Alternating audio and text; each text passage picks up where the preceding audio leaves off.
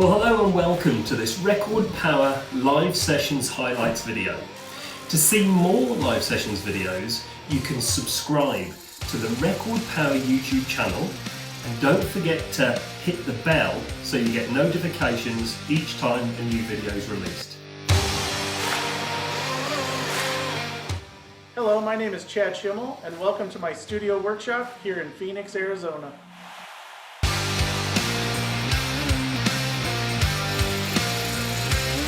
My name is Chad Schimmel. I own Turner's Warehouse here in Arizona, and we know some of you guys because we ship all over the world, so that's pretty cool. And if you've ever watched any of my YouTube videos, you'll know that I kind of have a less rigid format than most people. I kind of just do what I'm doing and take you along. So that's what we're going to do here today. What we're specifically doing is making some segmented pens. And first, I just want to show you kind of what that means and what I'm talking about there. Now, this is a fairly simple pen, a single tube pen, and you'll see these segments here, and that's what we're going to be doing. You can do other patterns, angles, Celtic knots, whereas some of you might say Celtic knots, or I don't know. It's a lot of fun doing all these countries because everyone has a little different language, but we call them Celtic knots here. But that's done with the same material. And then this is an example of the same type of thing with a micarta and actual layers of paint on the ends. So you can really mix up the materials. The main goal with this is just to take a simple pen, you know, if it was just a simple wood pen, and add a little bit to it, take it up a notch, give it a little more character and pizzazz to the wood. Now this is the one we did last night. It came out really well. It's a burl wood. And obviously the burl would look just fine on its own, but those segments really add to it. So this is what we did last night. So to get started with this, we basically need to make the blank. And making a blank like this is fairly simple, but there's a couple tricks that I want to show you that it'll save you some time, it'll save you some headache, and we'll do that now. So I'm going to move to the table and we're going to glue it up. All right, so I'll leave this here kind of as an example, but basically you're going to need your tube. This is specific to the pen that you're using. So in this case, I'm using what we call a Monarch Grande pen kit. It's the same one that I just showed you those examples. The reason I like the Monarch Grande is it's a little thicker walled. It gives you a little more meat on the tube, so it's not as fragile. So you need a tube specific to the pen you want to make. Now the beauty of this is you can make any pen with this technique. You're just going to use the tube for that pen. So if you're doing a two-piece pen with a cap and a body, no problem. You can kind of tailor your blank to exactly how you want it to look. And let me show you what we're going to use here. So we've got our tube. We've got our segmenting material, and I've cut these. I just use my bandsaw. I've cut the material into strips. This is one we glued last night. Now this one is kind of the reverse of the one we just made, where this one has cocobolo and resin. This one has resin and cocobolo. But what I did here last night is I made a real thin one. This will be the front of the pen, like when you hold it. And then the back has a thicker band. And this is just one of those examples of trying something to see how it looks.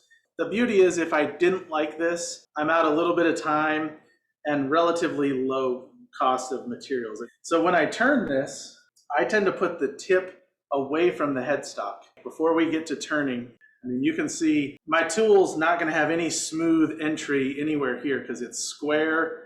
I've got multiple levels. I've got metal, plastic, and wood. So just about everything you could throw at it is on here. So what I'm going to do, I've got this set about 1200. I'm just going to touch these corners and round it. And I'm just rounding the corners. So you can see how quickly that rounded. The more you round it, the easier it'll be to turn.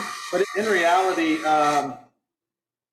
you're just taking off a little material that you could take off with a tool.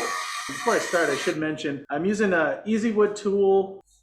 If you're new to carbide or even not new, I recommend the radius tip. The square is a little more less forgiving if you move the tool wrong one way or the other. I'm going to actually tilt this a little more like a skew versus a scraper shape, and especially while I'm rounding this, I'll just approach these pieces of aluminum straight on and turn them round. So you'll see this blank go from a fairly rough, ugly state to pretty neat looking fairly quickly. And I'm going to start this around 2600, and when I get it round, I'm going to up the lathe as fast as it goes, which is about 3800. And I'm going to take off all the high spots first and then work across it.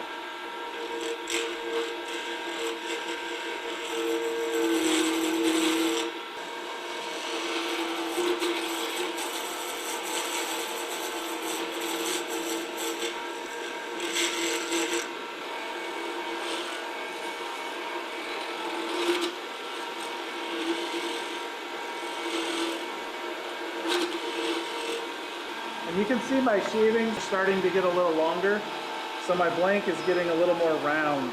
We can start to see our patterns and our shapes. It's going to look kind of cool. That'll clean up really easily.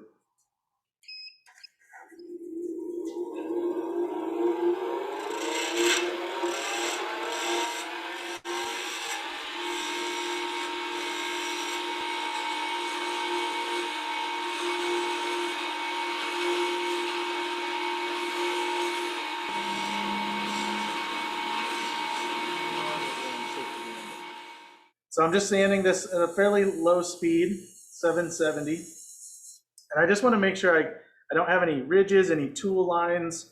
If I dragged something or caught an edge, I can get rid of it here.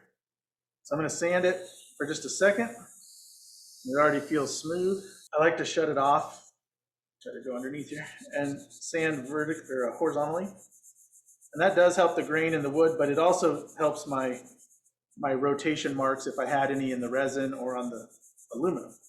That's good. Now I want to dry it off really well. I'm going to use a paper towel. A good thing about a pen is it can be a talking point. I think we will assemble this. And this is a pen press. This is called a Miles Craft.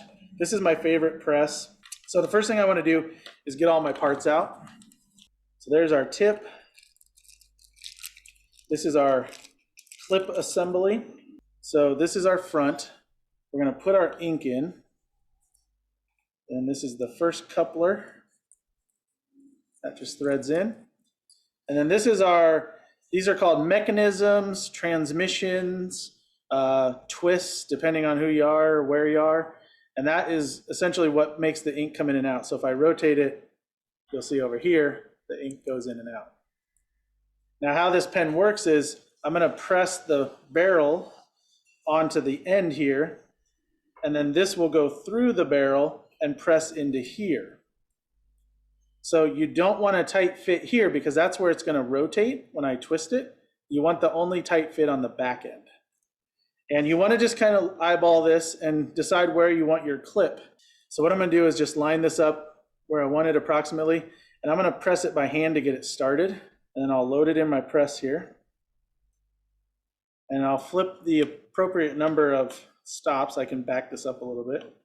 And now when I press, this is firm and it's going to press that cap into there.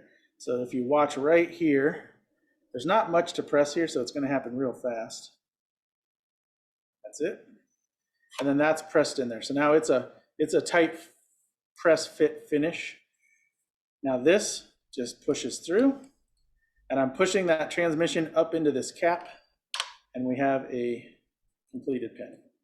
So when I rotate, the ink comes out and retracts. So what do you guys think of that? That's the finished, very colorful, very odd barreled pen.